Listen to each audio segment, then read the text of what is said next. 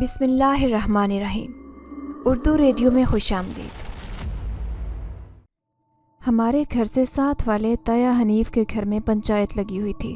معاملہ کچھ یوں تھا کہ میری بڑی بہن ثریا آپا کے سسرال والوں نے انہیں مار پیٹ کر گھر بھیج دیا تھا، اور آپا پر الزام یہ تھا کہ وہ بانجھ ہیں، اسی وجہ سے شادی کو 5 سال ہو چکے ہیں مگر اولاد نہیں ہو رہی۔ بیچاری آپا روتی دوتی گھر پہنچ گئی، مگر امی کو آپا ایک ہی بات کہہ رہی تھی کہ وہ اپنے شوہر کی منتیں کرتی رہی، مگر ان کے شوہر ایک بار بھی انہیں ہاسپٹل لے جانے کے لیے تیار نہیں ہے۔ آپا کے سسرال والے جب انہیں گھر چھوڑ کر گئے تو امی سب سے پہلے حنیف طیہ کے گھر گئی۔ طیہ حنیف میرے بہنوئی کے رشتے میں ماموں لگتا ہے، لیکن وہ بہت انصاف پسند اور اچھے آدمی ہیں۔ امی ہمیشہ ان کی بہت تعریف کرتی ہیں۔ امی جب یہ مسئلہ لے کر ان کے پاس پہنچی تو طیہ حنیف نے آپا کی ساس اور شوہر کو اپنے گھر بلوا لیا اور امی کو بھی بلوا لیا۔ ویسے تو ابو کو بھی بلایا تھا، مگر ہمارے ابا جان صرف نام کے ہی ابا ہیں۔ ابو محلے میں پھلوں کی ریڑھی لگاتے ہیں، مگر ان کی ہونے والی کمائی سے یا تو وہ اپنے مرغے کو کھلا دیتے ہیں یا اپنے بٹیر کو کھلا دیتے ہیں۔ روزانہ کی سبزی بھی شاید اسی لیے آتی ہے کہ کھائیں گے نہیں تو زندہ کیسے رہیں گے۔ اگر کھانے کے بغیر زندہ رہا جا سکتا تو ابو زندہ رہنے کا کوئی دوسرا طریقہ نکال دیتے اور سبزی کے پیسوں سے مرغے کے لیے بادام لے آتے، کیونکہ مرغے کو لڑانے کے لیے اس کا صحت مند ہونا بہت ضروری ہے۔ میری امی بہت محنتی ہیں، وہ لفافے تیار کر کے دکانوں پر بیچتی ہیں، اس کے علاوہ کچھ پاپڑ تل کر ان کے پیکٹ بنا کر دکانوں پر بیچتی ہیں، جس سے ہماری ضروریات پوری ہوتی ہیں۔ مگر اب میں ان حالات سے تھک چکا ہوں۔ میری عمر 14 سال ہے۔ بڑی آپا کے علاوہ مجھ سے چھوٹے 3 بہن بھائی ہیں۔ ہم میں سے کوئی بھی اسکول نہیں جاتا۔ اسکول کیسے جائیں؟ روٹی پوری کر لیں، یہی بڑی بات ہے۔ ابو کو تو ہماری کوئی پرواہ نہیں ہے، بس امی ہی ہم سب بہن بھائیوں کے لیے فکر مند رہتی ہیں۔ امی کو جب میں نے چھپ چھپ کر روتے ہوئے دیکھا تو مجھے بہت دکھ ہوتا۔ بڑا بیٹا ہونے کے ناطے مجھے امی پنچایت میں تو لے آئی تھی، مگر میں تو عمر میں سب سے چھوٹا ہی تھا، کسی کو کچھ کہہ بھی نہیں سکتا تھا۔ گھریلو باتوں اور جھگڑوں کی کوئی خاص سمجھ بھی نہیں تھی، لیکن اس وقت مجھے بہت غصہ آیا جب امی نے کہا، حنیف بھائی، میری بیٹی کا سونے کا سیٹ پورے 3 تولے کا تھا، جو میں نے محنت مزدوری کر کے اور اپنا پیٹ کاٹ کر بنایا تھا۔ ان لوگوں نے میری بیٹی کو نہیں رکھنا تو میری طرف سے بھی نہ ہے۔ مجھے بھی اپنی بیٹی کو کنویں میں دھکیلنے کا کوئی شوق نہیں ہے۔ مجھے اپنی بیٹی کا جہیز اور سونے کا سیٹ ابھی اور اسی وقت چاہیے، ورنہ آپ جانتے ہیں کہ میں کسی کو نہیں چھوڑوں گی۔ میں پہلے ہی حالات کی ستائی ہوں، میں کسی کو خود کو ستانے کی اور اجازت نہیں دوں گی۔ یہ سنتے ہی طیہ حنیف نے اپنے دونوں بڑے بیٹوں کو بلوایا اور ان سے کہا کہ وہ ابھی آپا کے سسرال میں جائیں اور سارا جہیز سونے کے سیٹ کے ساتھ گاڑی پر بھی رکھوا کر لے آئیں۔ طیہ حنیف نے اپنی جیب سے گاڑی کا کرایہ بھی دیا۔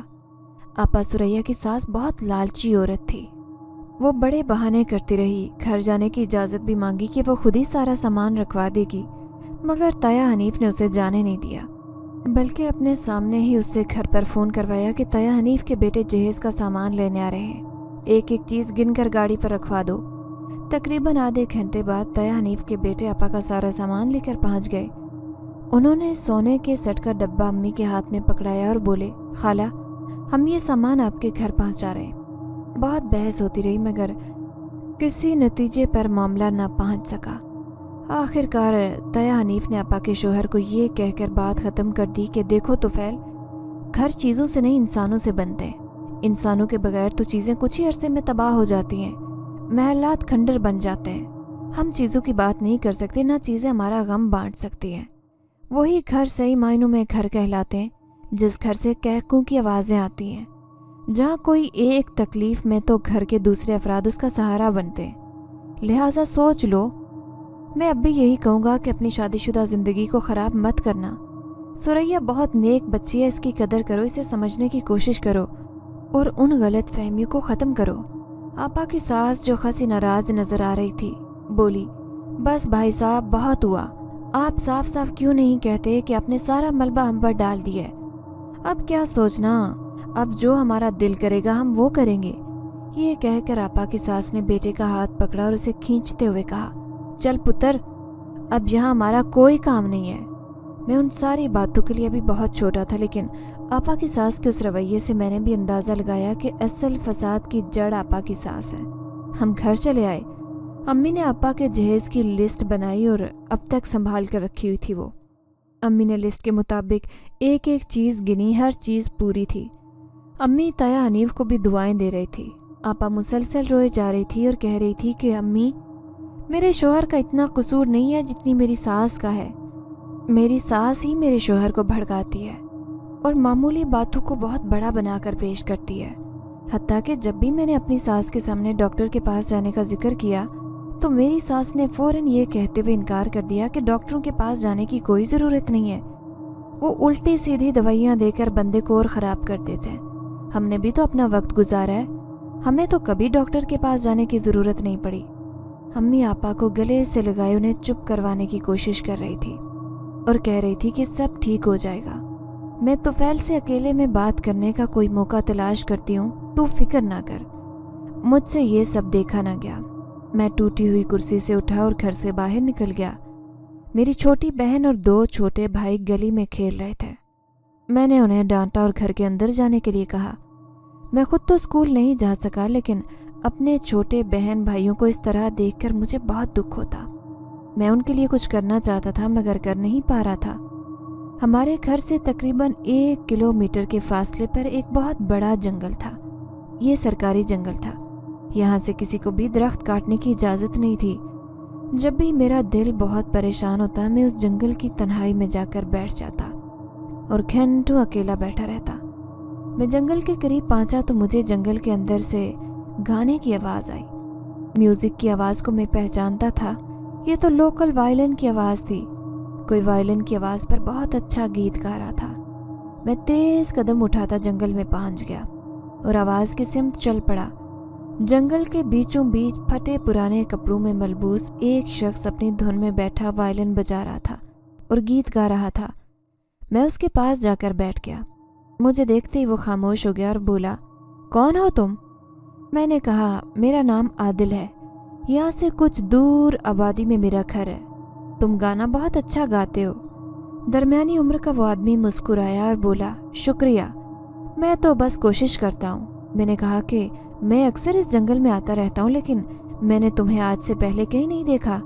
वो बोला, मैं खुद यहाँ पहली बार आया हूँ और ये जंगल मुझे बहुत अच्छा लगा, लेकिन तुम अक्सर यहाँ क्यों आते रहते हो?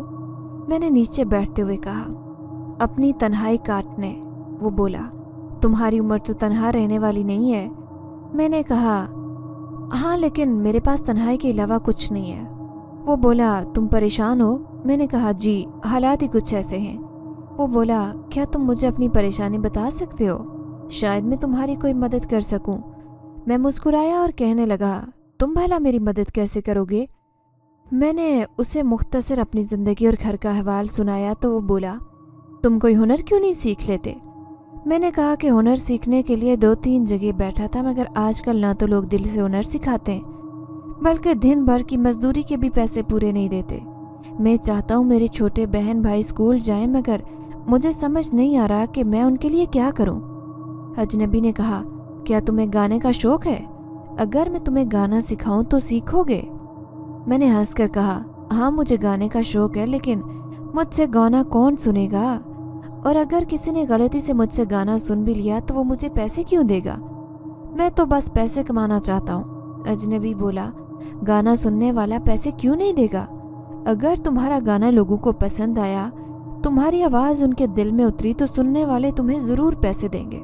मुझे देखो, मैं भी दूसरों को गीत सुनाता हूँ और लोग भी मुझे पैसे देते हैं, लेकिन मैं जिनके लिए बरसों से गा रहा हूँ अब मैं उनके लिए नहीं गाना चाहता। मैंने कहा, ऐसा क्यों? वो बोला कि मैं कुछ और करना चाहता हूँ, लेकिन मुझे यकीन है अगर तुम मेहनत करोगे तो बहुत आगे जाओगे। मैंने कहा कि मैं मेहनत से नहीं घबराता। तो फिर मेरे साथ गाना गाओ। मैं उस अजनबी के साथ गाना गाने लगा। गाना गाना वाकई बहुत मुश्किल काम था। अजनबी ने मुझे गाने की बहुत प्रैक्टिस करवाई और उसके बाद मुझे एहसास हुआ कि वाकई ये बहुत मेहनत तलब काम है। मैं 2 घंटे उसके साथ बैठा रहा। वो फिर खड़े हो गए और कहने लगे, अब मैं चलता हूँ और 2 दिन बाद आऊँगा। मैं भी खड़ा हो गया और बोला, मगर प्रैक्टिस तो मुझे रोज़ करनी चाहिए ना? वो बोला, आदिल, तुम बहुत अच्छे लड़के हो और तुम्हारी आवाज़ में भी बहुत दर्द है। मुझे यकीन है कि तुम जल्दी सीख जाओगे। मुझे कल बहुत ज़रूरी काम है। मगर उसके बाद मैं बाकायदगी से आऊँगा। ये कहकर वो चला गया। मैं भी घर की तरफ चल पड़ा। अचानक मुझे याद आया कि मैंने तो उन्हें अपना नाम नहीं बताया, मगर उनका नाम तो मैं पूछना ही भूल गया। अब मुझे 2 दिन इंतज़ार करना पड़ेगा। जैसे ही घर के दरवाजे पर पहुंचा, अंदर से आते शोर शराबे ने बताया कि अब्बू घर तशरीफ़ ला चुके हैं। मैं अंदर दाखिल हुआ। अब्बू ने कुर्सी को लात मार कर गिराते हुए कहा, कमबख्त, इस औरत ने कैसी कैसी आसारे कदीमा संभाल कर रखी है, या तो इसे फेंक दे या बनवा ले इसको। अम्मी बोली, हाँ, मेरे बाप ने खजाना जो दिया था तुम्हारा घर चलाने के लिए, कुर्सी का पाया टूट चुका है तो इसे बनवाने की जिम्मेदारी भी मेरी है क्या? अब्बू ने गोद में अपना जी जान से प्यारा मुर्गा उठाया था। चारपाई पर बैठते हुए बोले, ये कुर्सी तू ही जहेज में लाई थी। अम्मी ने अब्बू के सामने दोनों हाथ जोड़ते हुए कहा, सुरैया के अब्बा, मुझे माफ़ कर दे। मैं ये कुर्सी लेकर आई थी जो शादी के 23 साल बाद इस्तेमाल होने के बाद टूटी है, तो मेरा कसूर निकल आया। अब्बू मुर्गे को गोद में लिए उसे बादाम खिलाने में मसरूफ़ थे। चिढ़कर उठे और मुर्गे से बोले, चल मेरे शेर, हम बाहर चलते हैं। कल तेरा मुकाबला है और ये औरत तुझे खाना नहीं खिलाने देगी। मैं जो दरवाजे पर खड़ा ये सारा तमाशा देख रहा था। अब्बू ने मुझे डांटा, चल हट सामने से, तू क्यों बुत बनकर दरवाजे के सामने खड़ा है? मैं साइड पर हटा तो अब्बा मुर्गा गोद में लिए गुनगुनाते बाहर निकल गए। अम्मी ने मुझे देखते ही कहा, आदिल तू कहाँ गायब रहता है?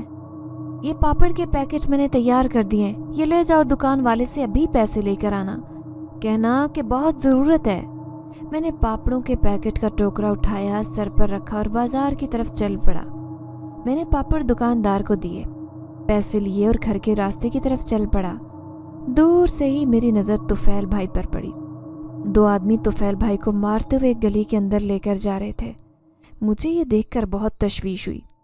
मैं उनकी तरफ भाग पड़ा। गली के करीब पहुंचकर मैंने झांक कर गली के अंदर देखा तो वो आदमी तुफैल भाई को लिए घर के सामने खड़े थे और तुफैल भाई उनकी मिन्नतें कर रहे थे कि मुझे छोड़ दो, मुझसे गलती हो गई है।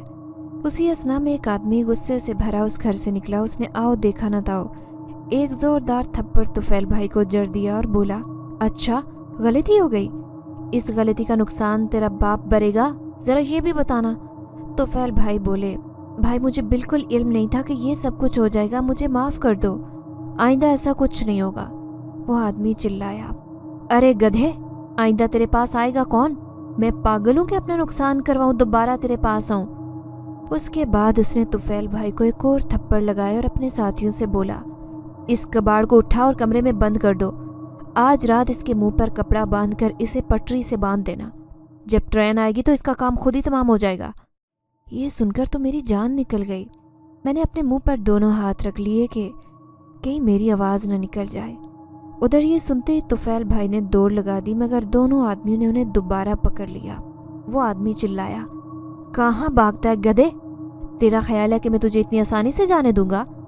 तुफैल भाई के पास कोई रास्ता नहीं था। वो उस आदमी के पैरों में गिर गए और रोते हुए बोले, खुदा का वास्ता है भाई ज़हीर, मैं तुम्हारी एक एक पाई लौटा दूंगा। मेरा यकीन करो कि वो पैकेट जिस आदमी को देने थे, तुमने मुझे जिसे देने के लिए दिए थे, मैंने उसी आदमी को दिए थे। मुझे नहीं इल्म कि आखिर वो पैकेट तुम्हारे मुखालिफ के पास कैसे चला गया। तुम खुद सोचो, तुम्हारा यकीनन कोई भेदी है जो तुम्हारे मंसूबे मुखालिफ को जाकर बताता है। ये सुनकर ज़हीर ने तुफैल भाई को बालू से पकड़कर खड़ा किया और बोला, देख तुफैल, मुझे इधर उधर की बातों में मत फंसा, मुझे मेरा पैसा चाहिए, वरना यहाँ की पुलिस तेरी लाश का पोस्टमार्टम भी नहीं करेगी। मेरी 5 को तो तू अच्छी तरह से जानता है। तुफैल भाई ने उस आदमी के आगे दोनों हाथ जोड़ दिए और बोले, जी भाई मैं जानता हूँ, अच्छी तरह जानता हूँ, मैं वादा करता हूँ आपकी एक एक पाई लौटा दूंगा। ज़हीर भाई ने तुफैल भाई को गिरबान से पकड़ा और बोले, जा दफा हो जाए यहाँ से, तेरे पास सिर्फ 3 दिन का वक्त है, उसके बाद एक सांस की भी मोहलत नहीं दूंगा। ये कहकर ज़हीर भाई ने तुफैल भाई को धक्का दिया और वो उल्टे पांव भाग पड़े। उन्हें आता देखकर मैं भी भाग पड़ा और करीबी दुकान में घुस गया ताकि वो मुझे देख न ले। तुफैल भाई भागते हुए मेरे सामने से गुजरे। दुकानदार मुझे हैरत से देखते हुए बोला, ओए क्या बात है बच्चे, कुछ लेना है? मैं खुद भूख लाया हुआ था। मैंने कहा, नहीं चाचा कुछ नहीं लेना। ये कहकर मैं दुकान से बाहर निकला। और घर की जानिब चल पड़ा। मैं तजब्जब का शिकार था कि क्या करूं, अम्मी और आपा को ये बात बताऊं या नहीं। एक तरफ तो दिल कह रहा था कि बता दूं, मगर दूसरी तरफ दिमाग कह रहा था कि कोई ज़रूरत नहीं है। उसने मेरी आपा के साथ जो नाइंसाफ़ी किया उसकी उसे सज़ा मिल रही है। मैं यही बातें सोचता घर पहुंचा। पापड़ के पैसे अम्मी को दिए और कमरे में आराम करने चला गया। 2 दिन उंगलियों पर गिनकर गुजारे। 2 दिन के बाद मैं जंगल में गया तो मुझे उसी अजनबी गाने की आवाज़ आई। मैं बहुत खुश हुआ। मैं जंगल के अंदर भागा। अजनबी आंखें बंद किए गीत गाने में मसरूफ़ था। उसकी आवाज़ वाकई खूबसूरत थी। उसके सुर बहुत मजबूत और दिल मोह लेने वाले थे। मैं उस अजनबी के करीब गया और सामने बैठकर उन्हें गाता हुआ देखने लगा। वो गीत गाने में हद दर्जा महव थे। उनका गीत ख़त्म हुआ तो उन्होंने मुस्कुराते हुए मेरी तरफ देखा और बोले, मैं तुम्हारा इंतज़ार कर रहा था। मैंने सलाम किया और बोला, आप बहुत अच्छा गाते हैं, मैं भी आपकी तरह गाना चाहता हूँ। अजनबी ने कहा, नहीं तुम मुझसे अच्छा गाओगे। मैंने कहा, आपने अपना नाम नहीं बताया। वो बोले, मेरा नाम दानिश है, क्या मैं आपको भाई कह सकता हूँ? वो बोले, क्यों नहीं, बिल्कुल कह सकते हो। उसके बाद मेरी प्रैक्टिस शुरू हो गई। मैं जंगल से वापस आ रहा था। मुझे मार्केट में तुफैल भाई नजर आ गए। तुफैल भाई चाचा असलम की दुकान पर बैठे उनसे पैसों का तकाजा कर रहे थे। मैं वहीं साइड पर खड़ा होकर कान लगाकर उनकी बातें सुनने लगा। चाचा असलम बोले, इतनी बड़ी रकम मेरे पास इस वक्त नहीं है, तो कहाँ से दूँ? तुफैल भाई बोले, चाचा खुदा के लिए मुझे पैसों की सख्त ज़रूरत है, मैं वादा करता हूँ बहुत जल्द वापस करूँगा। चाचा असलम बोले, बेटा मेरी बात समझने की कोशिश करो, 3 लाख बहुत बड़ी रकम है। इतने पैसे मेरे पास होते तो मैं अपनी दुकान का सामान न ले आता। 3 लाख रुपए, इतनी बड़ी रकम। मैंने दिल ही दिल में सोचा, मतलब तुफैल भाई बहुत बड़ी मुसीबत में गिरफ्तार थे। तुफैल भाई को पैसे वापस करने के लिए 3 दिन की मोहलत मिली थी। 2 दिन तो तकरीबन गुजर चुके थे। कल तीसरा और आखिरी दिन था। तुफैल भाई के साथ क्या होने वाला था ये सोचकर मुझे खुद खौफ आने लगा। तुफैल भाई इंतहाई परेशानी की हालत में उठे और घर की तरफ चल दिए। मैं उनके पीछे ही था। मैं देखना चाहता था कि वो घर ही जाते हैं या कहीं और तो नहीं जाते, मगर तुफैल भाई सीधा घर गए। उन्हें घर के अंदर जाते देखकर मैं भी घर की तरफ चला। मैंने सब कुछ कानों से सुना था।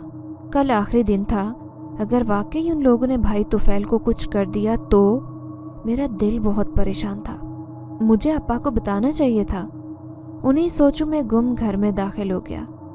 अगले दिन मैंने कई बार जंगल में जाने का इरादा किया, मगर ना जा सका। मुझे तुफैल भाई की बहुत फिक्र हो रही थी। आज वो काम पर भी नहीं गए थे।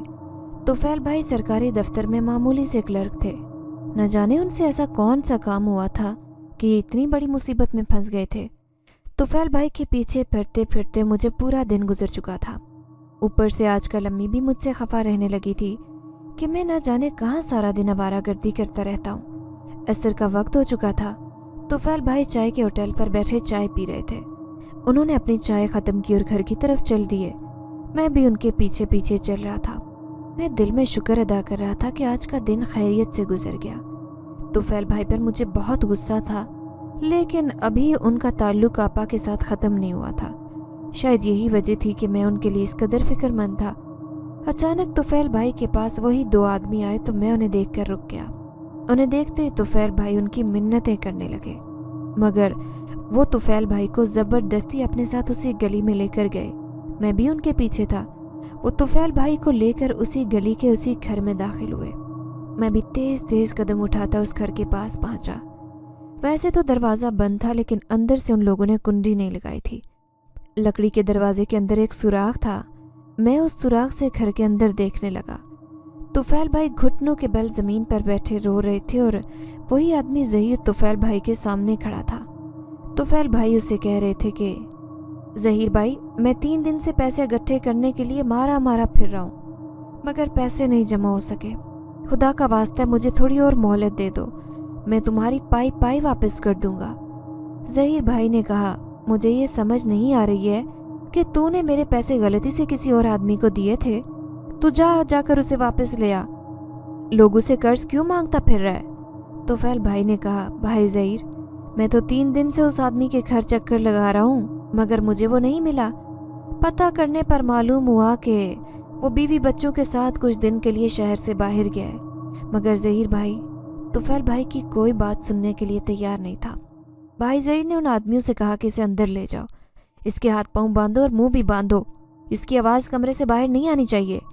रात के 2 बजे जो ट्रेन आती है, ये आज अपने खून से उस ट्रेन का इस्तकबाल करेगा। तुफैल भाई उठ खड़े हुए और ज़ोर ज़ोर से चिल्लाने लगे, मगर उसी आदमी ने उनके मुंह पर हाथ रख दिया। दोनों आदमी ने मिलकर उन्हें काबू किया और कमरे के अंदर ले गए। गेट के बाहर 3 सीढ़ियां बनी थी। ये देखते ही खौफ के मारे मेरा पाँव फिसला। दरवाजे पर आहट हुई। ज़हीर चिल्लाया, ओए बाहर कौन है? ये देखते ही मैं वहां से भाग खड़ा हुआ। न जाने किसी ने दरवाज़ा खोलकर मुझे देखा या नहीं, मगर मैंने पीछे मुड़कर नहीं देखा। मैं तेज़ी से भागता हांफता कांपता घर पहुंचा। मैंने ये इरादा कर लिया था कि आपा को सब कुछ बता दूं, क्योंकि अब मुझे यकीन हो गया था कि तुफैल भाई के साथ कुछ भी हो सकता है। लेकिन जो ही घर में दाखिल हुआ, हमेशा की तरह अब्बू ने शोर शराबा डाला था। मुझे देखते ही अम्मी चिल्लाई, आ गया नलायक बाप का नलायक बेटा। आदिल, सारा सारा दिन तू घर से कहाँ गायब रहता है? मैं तुझे समझा कर आजिज आ गई हूँ। अगर तुझे भी घर और माँ की फिक्र नहीं है तो तू भी बाप के साथ मुर्गे लड़ाया कर। अब्बा बोले, सुरैया की माँ, बातें सुनाना बंद कर, मुझे रोटी दे, मैंने एक दोस्त के घर जाना है और फिर मैं इशा की नमाज के बाद वापस आऊँगा। मैं आपा के कमरे में जाने लगा तो अम्मा ने आवाज़ दी, किधर जा रहा है? चल बाप को रोटी दे। मैं बावर्ची खाने में गया, अम्मी से खाना लिया, अब्बू को दिया। उधर से अब्बू ने एक और फरमाइश कर दी, आदिल, मेरे मुर्गे को अभी मेरे सामने बादाम खिला, क्योंकि मुझे तुम लोगों पर एतबार नहीं है। मैंने जाना है तो मुर्गे ने भी भूखा ही रहना है। अम्मी बोली, तो अकेले क्यों जा रहे हो? इस मुसीबत को भी साथ लेते जाओ। मैंने कहा, अच्छा अब्बू, खिला देता हूँ। मैंने मुर्गे को बादाम खिलाए। अब्बू ने खाना ख़त्म किया और चले गए। मगरिब का वक्त हो चुका था। आपा मगरिब की नमाज से फारिग हुई तो अम्मी मगरिब अदा करने लगी। मुझे मौका मिल गया, मैंने आपा को सारी कहानी सुना दी। आपा ने कहा, आदिल, ये तुम क्या कह रहे हो? मैंने कहा, आपा मैं बिल्कुल सच कह रहा हूँ, मैं तो सिर्फ आपकी वजह से तुफैल भाई के पीछे फिर रहा था, वरना सच पूछे तो जो नाइंसाफी उन्होंने आपके साथ की है उन्हें उसी की सज़ा मिल रही है। आपा ने मुझे चप्पत लगाई और बोली, ऐसे ना कह आदिल, मेरा दिल बहुत घबरा रहा है। इतने में अम्मी भी नमाज से फारिग हुई। सारा मामला अम्मी के गोशे गुजार किया। आपा भी ज़ारो कतार रो रही थी और अम्मी की मिन्नतें कर रही थी कि तुफैल भाई को बचा लें, मगर इतनी बड़ी रकम का बंदोबस्त करना हमारे लिए नामुमकिन था। तय ये पाया कि मैं, आपा और अम्मी भागते हुए ज़हीर भाई के घर पहुँचे। अम्मी ने दरवाजे पर दस्तक दी। एक आदमी ने दरवाज़ा खोला। वह हैरान परेशान हमारी तरफ देख रहा था। अम्मी ने कहा कि तुफैल मेरा दामाद है, उसे छोड़ दो। उस आदमी ने हमें अंदर आने का इशारा किया। हम सब अंदर चले गए। उसने दरवाज़ा बंद कर दिया। 2 कमरों पर मुश्तमिल छोटा सा मकान था। छोटा सा बरामदा था। बरामदे में भाई ज़हीर खड़ा था। भाई ज़हीर ने उस आदमी से पूछा, ये किन औरतों को अंदर ले आए हो? अम्मी ने कहा, तुफैल मेरा दामाद है, उसे छोड़ दो। भाई ज़हीर बोला, खाला, मैं भी इसी मोहल्ले में रहता हूँ, यहाँ के एक एक बंदे को जानता हूँ। इस बंदे ने तो तुम्हारे साथ अच्छा नहीं किया। दरअसल ये किसी के साथ अच्छा नहीं कर सकता। धोखा देना इसकी फितरत में शामिल है। मैं तो तुम पर हैरान हूँ कि तुम इसके लिए मेरे दरवाजे पर पहुँची हो। अम्मी ने कहा, देखो बेटा, मेरे दामाद से जो गलती हो गई है इसे माफ़ कर दो। उसके बाद आपा ने दुपट्टे में छुपाया हुआ अपना अकलौता 3 तोले का सोने का सेट निकाला और करीब रखी कुर्सी पर रख दिया। अम्मी बोली, मैंने 3 तोले का ये सेट पेट काट कर बनाया था, अपनी बेटी को उसके जहेज में दिया था। मेरी बेटी अपने शोहर को बचाने के लिए ये सेट बखुशी साथ ले आई है, तुम रख लो, नुकसान पूरा हो जाएगा। लेकिन इंसान दुनिया से चला जाए तो उसका नुकसान नहीं पूरा हो सकता। ज़हीर भाई ने अपने आदमी से कहा, करीम, ये सेट मुझे पकड़ा दे और तुफैल को बाहर ले आ। ज़हीर के आदमी ने सोने का सेट उठाकर उसे पकड़ाया और कमरे के अंदर चला गया। थोड़ी देर बाद तुफैल भाई कमरे से बाहर आए।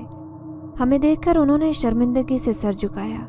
ज़हीर भाई ने कहा, तुफैल, तेरी जान तो बच गई, लेकिन जाने से पहले एक बात ज़रूर कहूँगा, तू बहुत बदकिस्मत आदमी है। तेरे अंदर खरे और खोटे की पहचान नहीं है। तू सचमुच में गधा है। चल जा यहाँ से। तुफैल भाई घर से बाहर चल दिए। हम भी घर से बाहर निकल आए। तुफैल भाई हमारे सामने मुजरिमों की तरह खड़े थे। आपा ने कहा, आप ठीक तो हैं? मगर अम्मी का दिल बहुत टूटा था। अम्मी ने आपा का हाथ पकड़ा और कहा, चल सुरैया घर चले। हम घर की तरफ चल पड़े।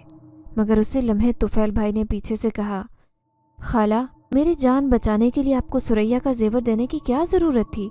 सुरैया के पास एक यही जेवर था। अम्मी ने पलटकर तुफैल भाई को जवाब दिया, तुफैल पुत्र, औरत का असली जेवर उसका जीवन साथी होता है, मगर तू नहीं समझेगा। ये कहकर अम्मी चल पड़ी। हम घर पहुंच गए। आपा उदास थी। मुझे आपा पर बहुत प्यार आया, बहुत दुख भी होता रहा। आपा के आंसू बता रहे थे कि वो तुफैल भाई को याद कर रही हैं। आपा कमरे में चली गई। अम्मी ने कहा कि आदिल, मुझे माफ़ कर दे पुत्र, मैंने तुझे खामखा डांटा। आज तेरी वजह से किसी की जान बच गई। चल पुत्र, मैं तुझे खाना देती हूँ, खाकर सो जा। अब्बू सुबह काम पर चले गए। नाश्ते के बाद अम्मी के साथ में लिफाफे बनवाने लग गया, क्योंकि आज मैंने जंगल भी जाना था। आपा के चेहरे पर ना ख़त्म होने वाली उदासी फैली थी। मैं और अम्मी लिफाफे बनाकर फारिग हुए। दरवाजे पर दस्तक हुई। छोटे भाई ने भागकर दरवाज़ा खोला। तुफैल भाई अंदर आए और मैं और अम्मी उन्हें हैरत से देख रहे थे। आपा भी हमारे साथ ही खड़ी थी। तुफैल भाई ने हाथों में फलों का शापर पकड़ रखा था। तुफैल भाई ने शापर मेरी तरफ बढ़ाया और बोले, आदिल, ये शापर पकड़ और इसे बावर्ची खाने में रख दे। चल शाबाश, जल्दी कर। अम्मी ने कहा, क्या बात है तुफैल, इन सब चीज़ों की क्या ज़रूरत है?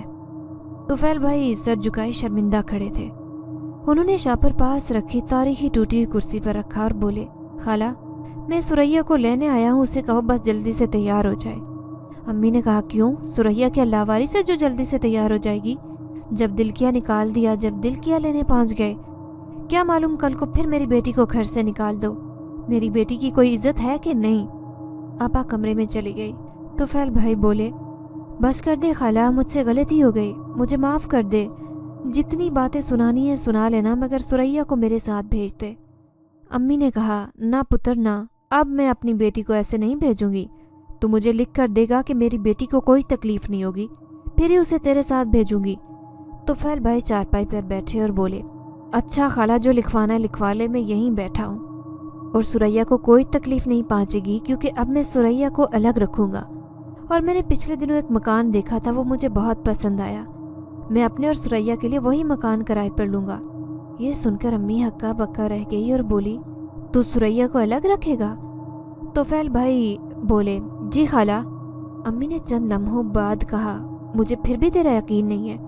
आखिर एक बार फिर ताया हनीफ को बुलाया गया। उनके सामने सारा मामला रखा गया। अम्मी की जिद पर तुफैल भाई ने लिख दिया कि वो आपा को कभी तकलीफ नहीं पहुंचाने देंगे। ताहम ताया हनीफ ने कहा कि बेटा, कभी कभी रिश्तों को थोड़ा ब्रेक देने और समझने के लिए वक्त की ज़रूरत होती है। तुम मियाँ बीवी एक दूसरे को वक्त दो, सब ठीक हो जाएगा। तुफैल भाई ने किराए पर मकान लिया और आपा को लेकर अलग मकान में शिफ्ट हुए। बाद में मालूम हुआ कि इस तब्दीली की सबसे बड़ी वजह तुफैल भाई की अम्मी थी। तुफैल भाई की माँ ने उनसे पैसों का हेर फेर करने के लिए कहा था, ताकि वो अपनी बेटी के ससुराल वालों को महंगे ताइफ देकर उनमें अपनी नाक ऊंची कर सके। तुफैल भाई ने माँ की बात तो मान ली, मगर वो इतनी बड़ी मुसीबत में फंस गए कि उनकी जान भी जा सकती थी। मगर आपा ने जेवर देकर रिश्ता बचा लिया। इसमें कोई शक नहीं कि मेरी आपा बहुत कीमती है। शुक्र है आपा का मसला हल हुआ और मैं दोबारा से अपने गाने पर तवज्जो देने लगा। अम्मी की ढेरों डांट सुनने के बावजूद मैं जंगल वक्त पर पहुंचता और गाने की प्रैक्टिस करता। आजकल अम्मी फिर मुझसे नाराज़ रहने लगी कि ना मैं उनके साथ लिफाफे बनवा रहा था और ना ही पापड़ों की पैकिंग करवा रहा था, मगर मैं कुछ और करना चाह रहा था जिससे हमारे हालात बदल सकें। आखिर कब तक हम लिफाफे बनाते रहेंगे और पापड़ तलते रहेंगे? हमसे ज़्यादा खुशकिस्मत तो अब्बू का मुर्गा था। इस गुर्बत में भी बादाम और देसी घी की चूरी खाता। मुझसे गाना सीखते हुए 6 माह का अरसा हो चुका था। अब तो मैं भी गाने लगा। अम्मी मेरा गीत सुनकर मेरे गीत में ही महव हो जाती और कहती, एक बात तो है, मेरा बेटा मुझे हर बार हैरान करता है। मैं उनसे कहता, आप दुआ करें कि मेरे फ़न को समझने वाला कदरदान मिल जाए, जो मुझे मेरे फ़न की सही कीमत अदा करे। अम्मी कहती, मेरी दुआएं तुम्हारे साथ हैं बेटा। जितनी मेहनत तुम कर रहे हो, यकीनन अल्लाह तुम्हें इसका बेहतरीन अजर देगा। दिन यूं ही गुजरते रहे। एक दिन मेरे मौसीकी के उस्ताद दानिश भाई ने अपना लोकल वायलिन मेरे हवाले किया और बोले, आदिल, तुमने बहुत मेहनत की है और मुझे यकीन है कि तुम बहुत जल्द आगे जाओगे। मेरा ये वायलिन रख लो क्योंकि तुम्हें इसकी ज़रूरत है। मेरी फ़िक्र ना करो, मैं नया ख़रीद लूँगा, लेकिन आगे का सफ़र तुमने मेरे बगैर जारी रखना है। एक लम्हे के लिए मुझे झटका लगा। मैंने कहा, ये आप क्या कह रहे हैं? वो बोले, मुझे बहुत ज़रूरी काम के लिए जाना है, हो सकता है वापस भी आ जाऊं, लेकिन फ़िलहाल तुम्हें अपना सफ़र अकेले जारी रखना है। मैं बस यही नसीहत कर रहा हूँ कि थकना नहीं है और रुकना नहीं। ये कहकर दानिश भाई चले गए। मेरा और दानिश भाई का साथ 6 माह का था। ये साथ मेरे लिए बहुत कीमती था। दानिश भाई ने अपना बहुत कीमती हुनर बगैर किसी लालच के मुझे दिया। इतना कौन करता है? मैंने मोहल्ले के बाज़ार में गाना शुरू किया। लोगों को मेरा गाना इतना अच्छा लगता कि वो एक बार रुककर मेरा गाना ज़रूर सुनते, चाहे थोड़ी ही सुनते, मगर सुनते ज़रूर। साथ में कुछ न कुछ पैसे भी हाथ पर रख जाते। कतरा कतरा करके दरिया बनता है। थोड़े ही अरसे में मेरी आमदनी में अच्छा खासा इजाफा हो गया। मेरी आमदनी में शुरू में इजाफा हुआ तो अब्बू के मुर्गे के बादाम जो 3-4 दिन बाद ख़त्म होते थे, अब हर दूसरे दिन ख़त्म होने लगे। मैं अपना लोकल वायलिन लेकर घर में दाखिल हुआ। अम्मी शाम का खाना तैयार कर रही थी। मैंने अपना वायलिन कमरे में रखा और पानी पीने के लिए बावर्ची खाने में चला गया। मुझे देखते ही अम्मी बोली, माशाल्लाह, मेरे जिगर का टुकड़ा आ गया। अम्मा सदके जाए, मेरे बच्चे को भूख तो नहीं लगी? मैंने प्याले में पानी डाला, अम्मी के पास ही बैठा। मैंने पानी पिया और बोला, अम्मी अभी ज़्यादा भूख नहीं है, आप आराम से खाना बनाएं। अम्मी ने कहा, आदिल, मैं अल्लाह का बड़ा शुक्र अदा करती हूँ कि मुझे अल्लाह ने इतना लायक बेटा दिया है। पता है, अब तो मोहल्ले वाले भी मुझे रोक कर कहने लगे हैं कि आदिल बहुत ज़हीन है, वो हमेशा वो कर जाता है जो किसी ने नहीं सोचा होता। अब अपनी आपा को ही देख ले, तेरी आपा का खराज तेरी वजह से आबाद है। तो अगर तुफैल के पीछे मारा मारा ना फिरता तो किसी को क्या पता चलता कि तुफैल के साथ क्या हो रहा है। और अब जो तू गाना गाता है, माशाल्लाह, मेरे बच्चे की आवाज़ कितनी प्यारी है। मोहल्ले का हर बंदा मेरे बच्चे की आवाज़ की तारीफ़ करता है। इतने में बाहर का दरवाज़ा खुला। अब्बू घर के अंदर आए और ज़ोर से बोले, आदिल कहाँ है? घर आ गया है? अम्मी बोली, लो जी, आ गए तुम्हारे अब्बू। मैंने भी ऊंची आवाज़ में कहा, जी अब्बू, मैं आ गया हूँ। यहाँ बावर्ची खाने में अम्मी के साथ बैठा हूँ। अब्बू बावर्ची खाने में पहुँचे और कहने लगे, बेटा, मुझे 500 रुपये की ज़रूरत है, बटेर की खुराक ख़त्म हो गई है, ऊपर से मेरे मुर्गे का बादाम भी ख़त्म हो गया है, चल शाबाश पैसे निकाल। अम्मी ने कहा, हाय हाय, कुछ तो खुदा का खौफ करो सुरैया के अब्बा। अब क्या आदिल की कमाई भी तुम मुर्गे और बटेर पर लगा दोगे? खिला नहीं सकते तो कम से कम मेरे बच्चे की कमाई तो ना छीनो। अब्बू बोले, खुदा का वास्ता है, तू चुप कर जा, मेरे पास तुझसे बहस के लिए वक्त नहीं है। मैंने जेब से 500 रुपये निकाले और अब्बू को दिए और बोला, ये ले अब्बू, मेरे पास बस यही है। अब्बू ने कहा, शाबाश मेरा प्यारा बेटा। अब्बू ने मेरे माथे का बोसा लिया और चले गए। अम्मी बोली, आदिल, अब क्या तू भी कमा कर मुर्गे और बटेर को खिलाएगा? मैंने अपनी दूसरी जेब से 2000 रुपये निकालकर अम्मी के हाथ पर रख दिए और बोला, अम्मी फिक्र ना करें, ये पैसे आप रखें, ये मैंने आपके लिए छुपा कर रखे हैं। बस फिर क्या था, अम्मी तो मेरी बलाएं लेने लगी। मैंने कहा, अम्मी, मेरे छोटे भाई बहनों को स्कूल में दाखिल करवाएं, वो सारा दिन गली में खेलते रहते हैं, मुझे अच्छा नहीं लगता। अम्मी ने सालन की देगची चूल्हे से उतार कर नीचे रखी और तवा चूल्हे पर रखते हुए बोली, अल्लाह तेरी उम्र दराज करे मेरे बच्चे। मैं भी यही सोच रही थी कि अब तू भी कुछ न कुछ कमाने लग गया है तो छोटे बच्चों को स्कूल में दाखिल करवा दूं। अगले दिन मैं दोपहर के वक्त जंगल में पहुंचा। मुझे दानिश भाई की बहुत याद आती थी। बहुत दिन हो गए थे वो गए हुए और मुझसे दोबारा मिलने नहीं आए। मैं उनसे मिलना चाहता था। मैं जंगल में उसी जगह पहुंचा जहां हम बैठकर गाना गाते और ढेरों बातें करते। मुझे यहाँ बैठे कुछ ही देर गुजरी थी कि अचानक मुझे बच्चे के रोने की आवाज़ आई। बच्चे की आवाज़ सुनकर मैं उठ खड़ा हुआ। ये तो किसी शीर ख्वार बच्चे की आवाज़ थी। मैं आवाज़ की सिमत चल पड़ा। थोड़ी दूर ही गया था कि ज़मीन से चंद फुट ऊपर घास फूस से बनाया गया एक छोटा सा बिस्तर था।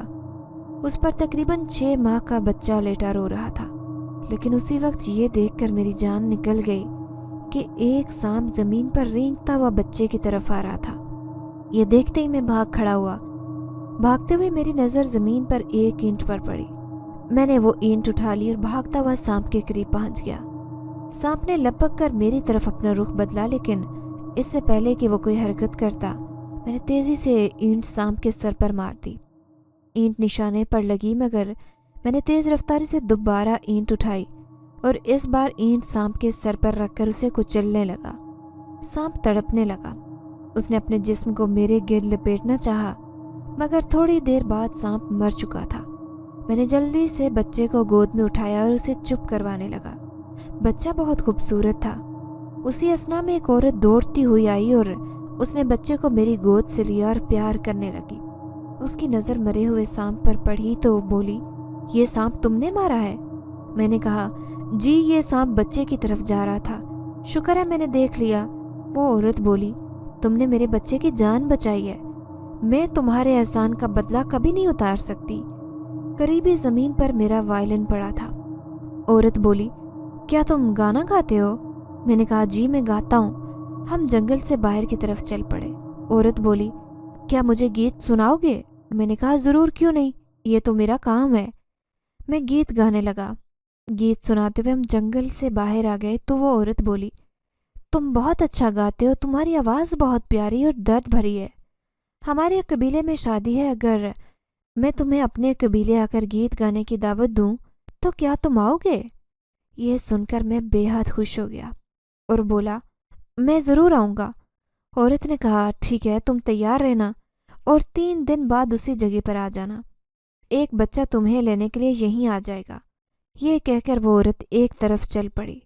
میں اسے دیکھ رہا تھا مگر سمجھ نہیں آ رہا تھا کہ یہ اجنبی عورت کون ہے اور اس جنگل میں کیا کر رہی ہے۔ یہ سب تو اس نے بتایا ہی نہیں۔ انہی سوچوں میں گم میں گھر کی طرف چل پڑا۔ 3 دن گزر گئے۔ آج میں نے اپنے سب سے اچھے کپڑے پہنے، امی کو شادی کے فنکشن کا بتایا۔ امی نے بہت ساری دعائیں دی اور میں جنگل کی طرف چل پڑا۔ آج مجھے بہت اچھا لگ رہا تھا۔ آج مجھے ایسا محسوس ہو رہا تھا کہ شاید میری آواز اس قابل ہو چکی ہے کہ میں دعوتوں میں بھی شرکت کر سکتا ہوں۔ میں جنگل میں پہنچا۔ وہاں سے پہلے ہی میری عمر کا ایک لڑکا کھڑا تھا۔ وہ مجھے دیکھ کر مسکرا رہا تھا۔ مجھے دیکھتے ہی کہنے لگا، اچھا تو تم ہو وہ آدمزاد جس کی آواز کی میں کل سے تعریفیں سن رہا ہوں۔ مجھے بہت عجیب لگا۔ وہ بولا، کیا نام ہے تمہارا؟ میں نے کہا، عادل۔ وہ بولا، عادل، اپنی آنکھیں بند کرو۔ میں نے کہا، کیوں؟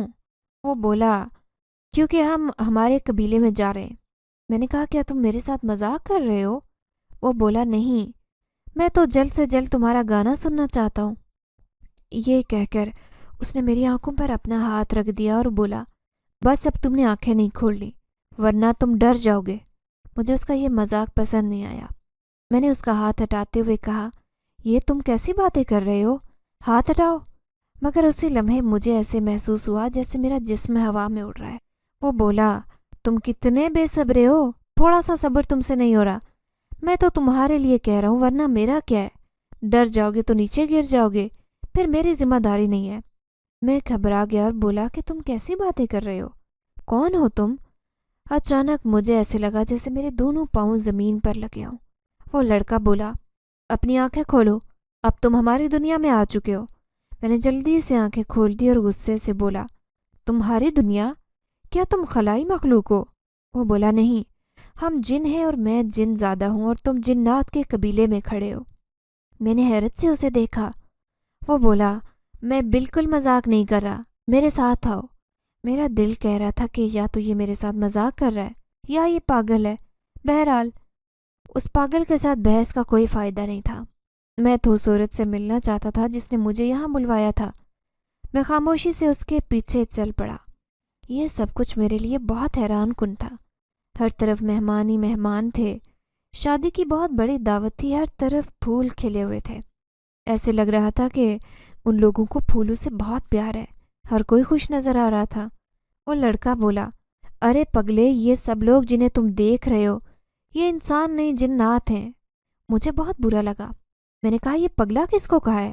وہ کہہ لگا کر ہنس پڑا اور بولا، تم ناراض بہت جلدی ہوتے ہو۔ جس جگہ اسٹیج بنایا گیا تھا ہم وہاں پہنچے۔ ویسے تو دن کا وقت تھا، قندیلیں جلانے کی ضرورت نہیں تھی، مگر ہر طرف قندیلیں روشن کی گئی۔ اچانک کسی نے میرے کندھے پر ہاتھ رکھا۔ میں نے مڑ کر دیکھا، وہی جنگل والی عورت مجھے دیکھ کر مسکرا رہی تھی۔ میں نے اسے سلام کیا۔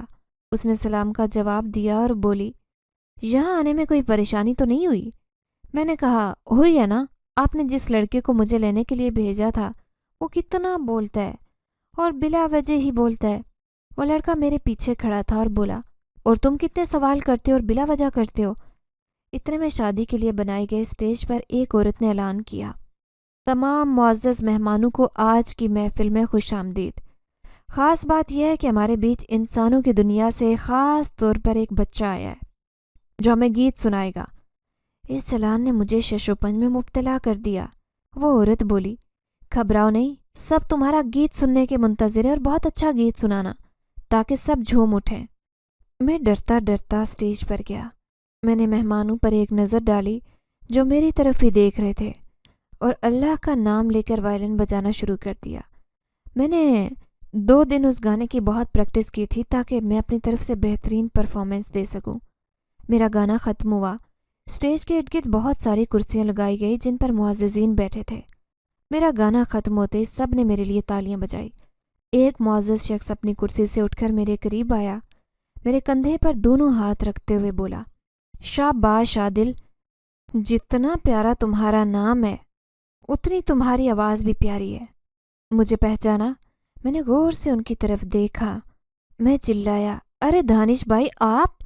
میں جذبات میں ان کے گلے لگ گیا۔ دانش بھائی بولے، ہاں میں کب سے تمہارا انتظار کر رہا ہوں، میرا تو دل کر رہا ہے تمہیں یہاں سے جانے ہی نہ دوں، لیکن ایک شرط پر جانے دوں گا۔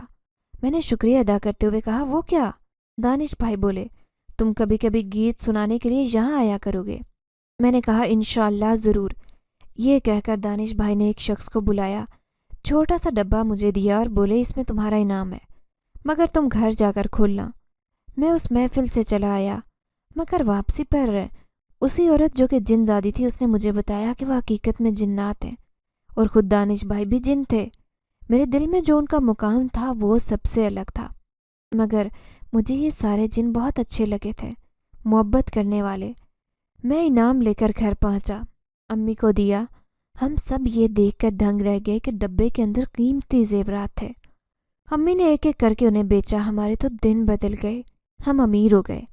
ہم نے اپنا گھر بھی نیا بنوا لیا تھا۔ میرے بہن بھائی اچھے اسکولوں میں جانے لگے، مگر ابا ہمارے مرغے لڑانے سے آج تک باز نہیں آئے۔ مجھے گانا گاتے ہوئے 8 سال گزر چکے ہیں۔ میں نے اپنا میوزک اسٹوڈیو بنا لیا ہے۔ میں اب بھی کبھی کبھار جنات کے قبیلے میں گیت سنانے کے لیے جاتا ہوں۔ دانش بھائی سے ڈھیروں باتیں کرتا ہوں۔ اگر آپ کو ہماری یہ کہانی پسند آئی ہے تو لائک کیجیے، شیئر کیجیے، اور اگر ابھی تک آپ نے ہمارا چینل سبسکرائب نہیں کیا تو اردو ریڈیو کو لازمی سبسکرائب کیجیے۔